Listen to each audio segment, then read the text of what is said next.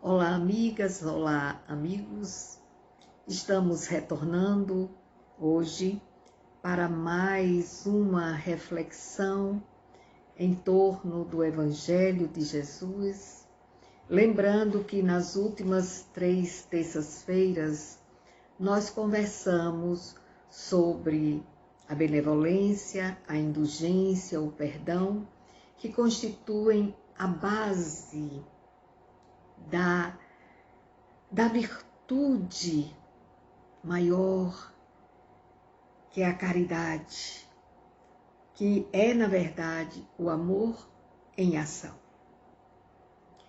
Então, no capítulo 13 do Evangelho segundo o Espiritismo, que tem como título que a vossa mão esquerda não saiba o que dá a vossa mão direita, Kardec alinhou aqui alguns itens que são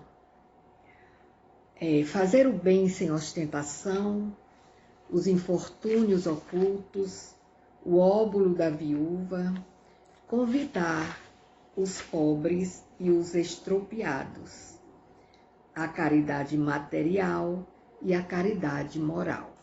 Evidentemente, nós não vamos nos aprofundar muito por conta de que seria, digamos assim, uma reflexão sobre cada um desses itens, mas talvez nós possamos abordar alguns deles, sugerindo que os nossos amigos, que nos acompanham às terças-feiras nessas reflexões, nesse estudo, possam em casa pegar o Evangelho e fazer uma leitura mais uma vez. Eu sei que todos leem o Evangelho, espero que sim, mas fazer mais uma leitura e aprofundar um pouco mais também, refletir mais um pouco. Nunca é demais. A cada vez que lemos o Evangelho, que tentamos estudá-lo, compreendê-lo melhor, nós descobrimos algumas outras nuances que nós não havíamos atentado ainda, né? Com o necessário cuidado, com o necessário aprofundamento. Então, no item fazer o bem sem ostentação, há aqui uma anotação de Mateus, quando ele diz, transmitindo o que Jesus falou, né? Tomai cuidado de não fazer as vossas boas obras diante dos homens para serem vistas por eles. De outro modo, não recebereis a recompensa de vosso Pai que está nos céus. Então, quando derdes esmolas, não façais soar a trombeta para serem honrados pelos homens. Eu vos digo em verdade que estes receberam sua recompensa. Mas quando derdes esmola, que a vossa mão esquerda não saiba o que dá a vossa mão direita. Aí vejam, naquela época, né, de Jesus aqui na Terra, os doutores da lei, os fariseus, como Jesus os chamou, não é, os fariseus de hipócritas, porque eles queriam mostrar o que na verdade não eram, e inclusive quando faziam alguma obra em benefício de alguém, o faziam publicamente com o intuito mesmo de serem vistos, de serem de aquele gesto ser interpretado como um gesto de altruísmo, não é? De verdadeira caridade. E era comum que eles fossem às praças, aos mercados, lugares onde havia aglomeração de pessoas, exatamente para serem vistos. Então Jesus está exatamente dizendo que os que agem assim, se estão esperando alguma recompensa, já obtiveram essa recompensa, né? Que é o aplauso dos homens. E que, nesses casos, é como se eles dessem maior importância à opinião, aos aplausos humanos, do que ao reconhecimento divino. Então, fazer o bem sem ostentação é um grande mérito, sem dúvida. E ocultar a mão que dá é mais meritório ainda, porque, como Kardec coloca aqui, existem aqueles que estendem a mão para doar algo, faz de conta que não quer ser visto, que não quer que a sua mão estendida seja vista, mas fazem algo para deixar um pouquinho à mostra. E essa é uma recomendação de Jesus para que não se faça assim. Essas pessoas, geralmente, às claras, doam até quantias vultuosas para exatamente serem aplaudidos, serem vistos, serem reconhecidos. Mas às escuras, digamos assim, sem que ninguém os veja, não dariam talvez nenhuma moeda. Está aqui, não é? No Evangelho. E que a mão esquerda não saiba o que faz a direita, é na verdade uma figura de linguagem, né? Evidentemente que não significa, Jesus não está falando exatamente das mãos em si, né? Mas é exatamente uma figura de linguagem que deve ser interpretada dentro desse mesmo contexto, da modéstia de quem faz o benefício, do respeito para com o beneficiado, de não humilhar aquele que está em necessidades e que está precisando do auxílio. E esse respeito é uma atitude caridosa, porque não humilha aquele que recebe. E a beneficência, né, esse doar sem ostentação, ele tem um duplo mérito, na verdade, porque além da caridade material, né, esse gesto também indica a caridade moral, que é exatamente essa de não ferir a suscetibilidade do beneficiado. É o dar sem ostentação, é o não humilhar. É isso que Jesus, sobre isso que Jesus nos advertia, e Kardec aqui também está colocando, né, chamando a atenção. Com relação aos infortúnios ocultos, olha, é muito habitual até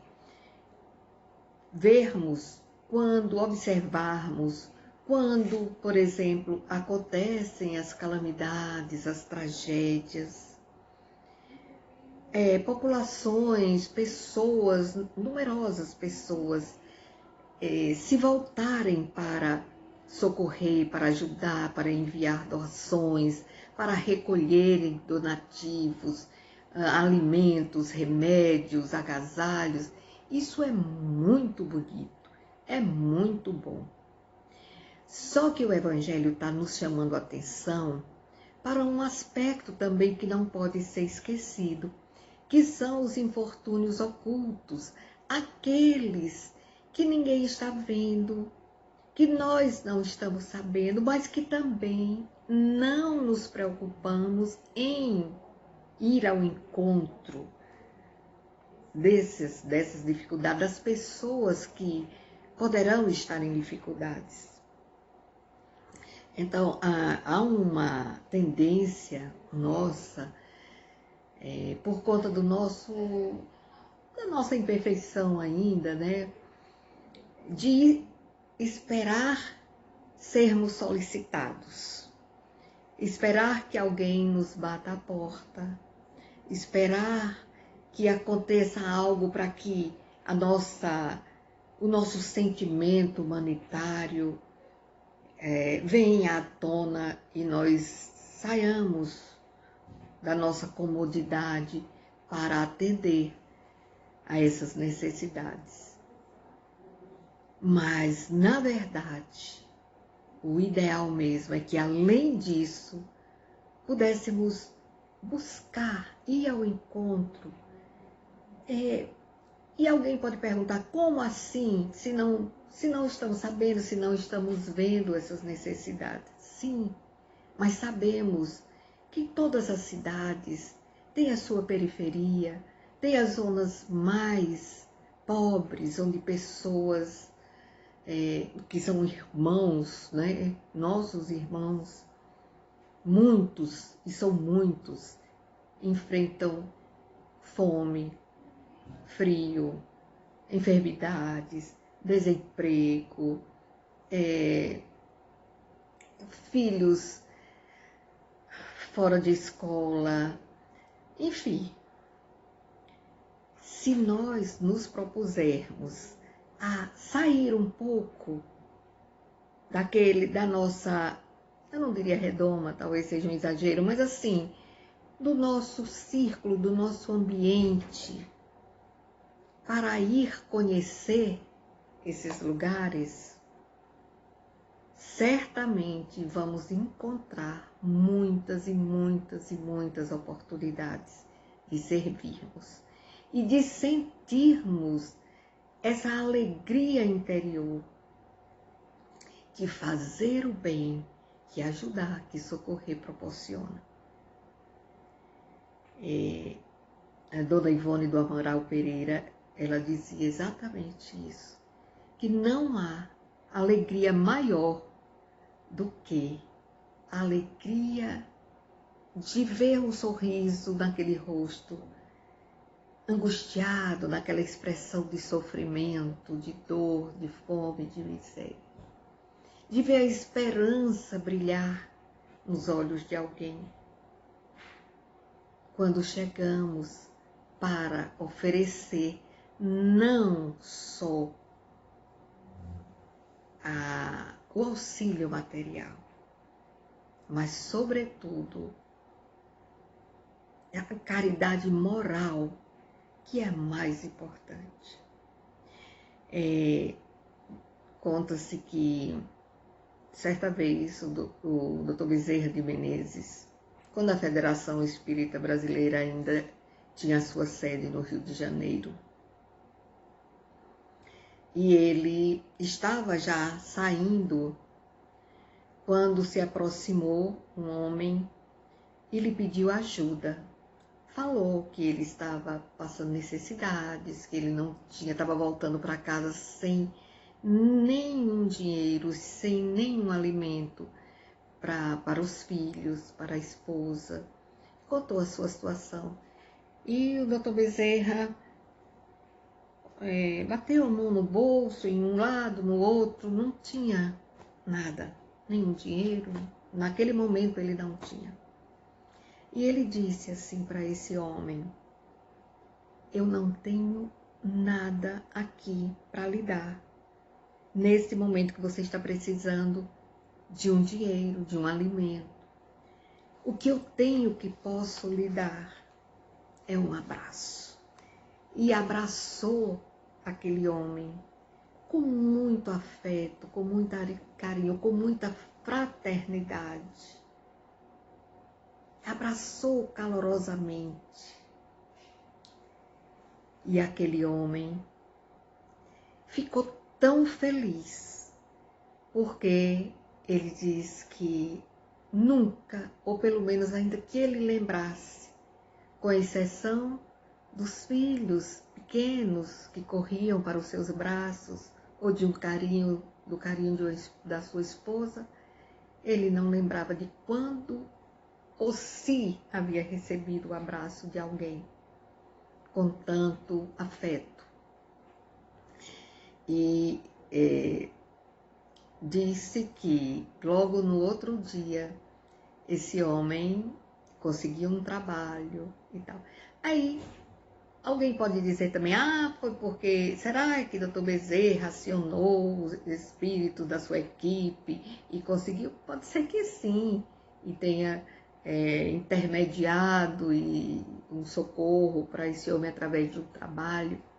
Pode ser que sim, mas o fato é que naquele momento, aquele abraço representou muito, e certamente não só para aquele homem beneficiado, mas para ele, Bezerra de Menezes, também, com certeza.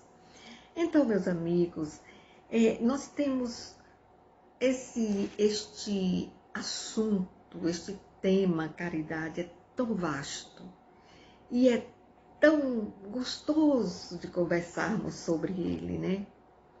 Quando Jesus também se refere ao óbolo da viúva, né? Quando ele estava no templo com os seus discípulos e chegou aquele momento, as pessoas entravam e iam depositar no gasofilácio, que era um recipiente onde se colocavam as doações, as moedas, né?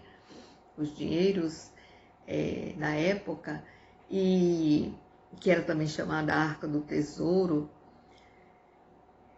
E ele via, observava as pessoas ricas, né, poderosas, doando ali, colocando ali dentro quantias vultuosas.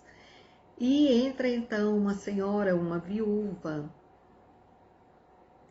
Parece que naquela época as viúvas eram reconhecidas, havia talvez pelas vestimentas, não é? Porque ela não era uma pessoa conhecida, mas o Evangelho diz que ela era uma viúva, e ali ela depositou uma moedinha. Então Jesus elogiou e disse aos discípulos, Jesus não perdia a oportunidade de ensinar, né?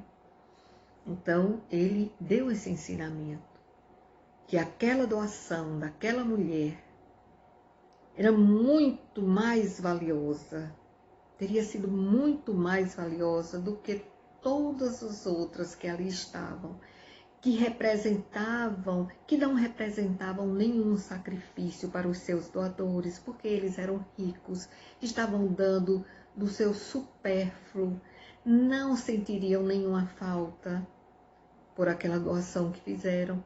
E ela não, ela tirou do pouco ou do quase nada que ela tinha. Certamente aquela pequena moeda lhe faria muita falta. Então Jesus dá esse ensinamento. E quanto a convidar pobres e estropiados, né, que foi também um ensinamento que ele diz, quando oferecerdes uma ceia, não convideis parentes, amigos, mas convidai os pobres e os estropiados, porque eles não terão como retribuir o seu convite. Evidentemente que isso não pode ser visto ao pé da letra, porque seria até insensato, né? Jesus dizer que não se deve convidar parentes, amigos, quando oferecermos uma ceia e tal. Evidentemente que não deve ser interpretado assim. Mas é para ele ensinar que nós não devemos doar esperando recompensa, ou não devemos fazer algo em favor de alguém esperando recompensa. Porque se convidarmos apenas nossos amigos e nossos familiares, eles terão como nos retribuir a gentileza em outra oportunidade. Entretanto, os pobres e estropiados não teriam como retribuir. Aí ele mostra a importância de não esperar recompensa, né? No livro Pão Nosso, o benfeitor Emmanuel, ele, tratando sobre a caridade, ele diz o seguinte, e rapidamente eu vou ler um trechinho aqui para vocês, para nós. Ele diz assim, pega o versículo, aquela citação da carta de Paulo aos Coríntios, 16:14, onde Paulo diz, todas as vossas coisas sejam feitas em caridade. E aí, Emmanuel toma dessa frase, dessa citação de Paulo e faz o seguinte comentário.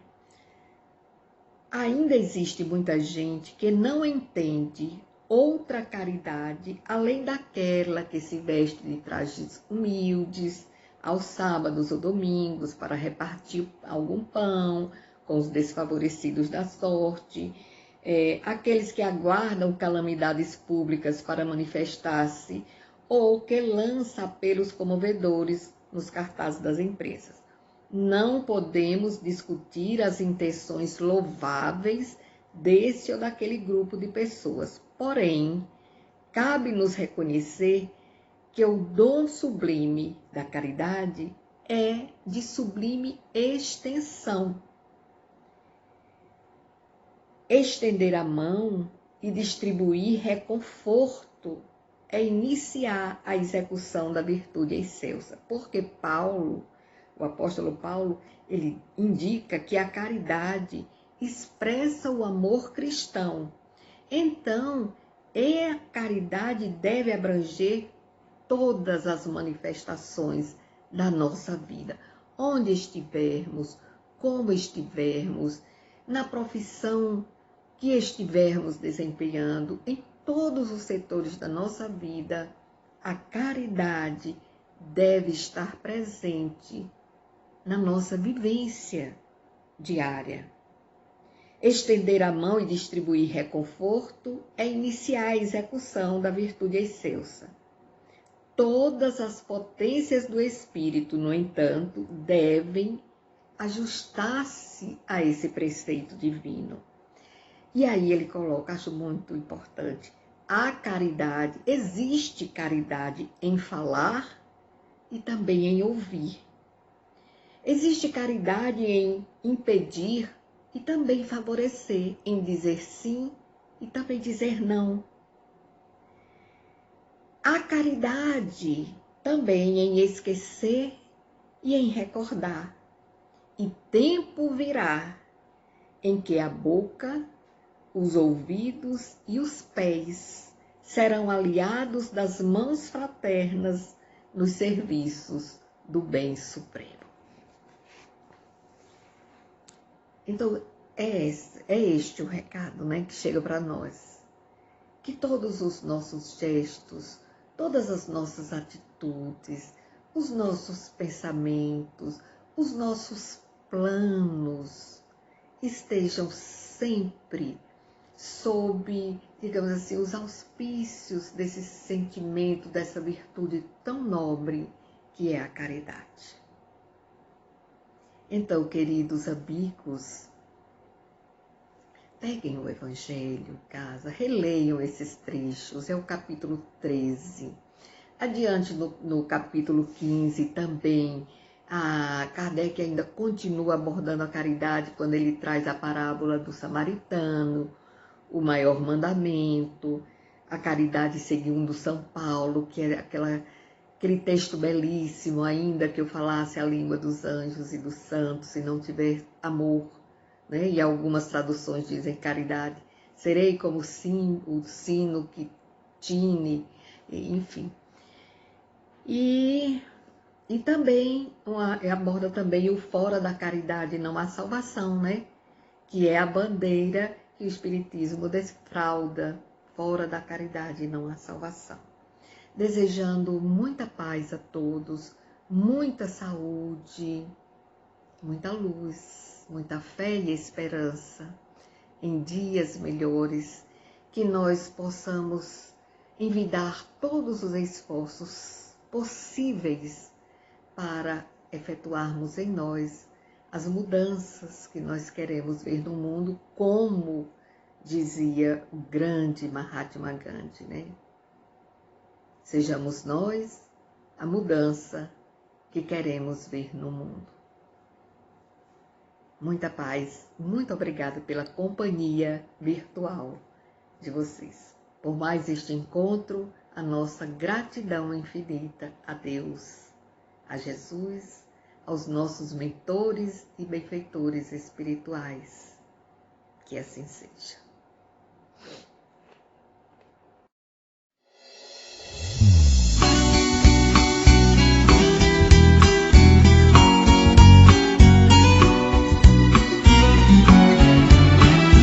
Quando a caridade chega, toda tristeza logo se vai.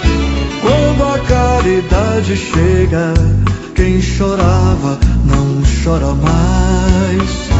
Quando a caridade chega, toda tristeza logo se vai.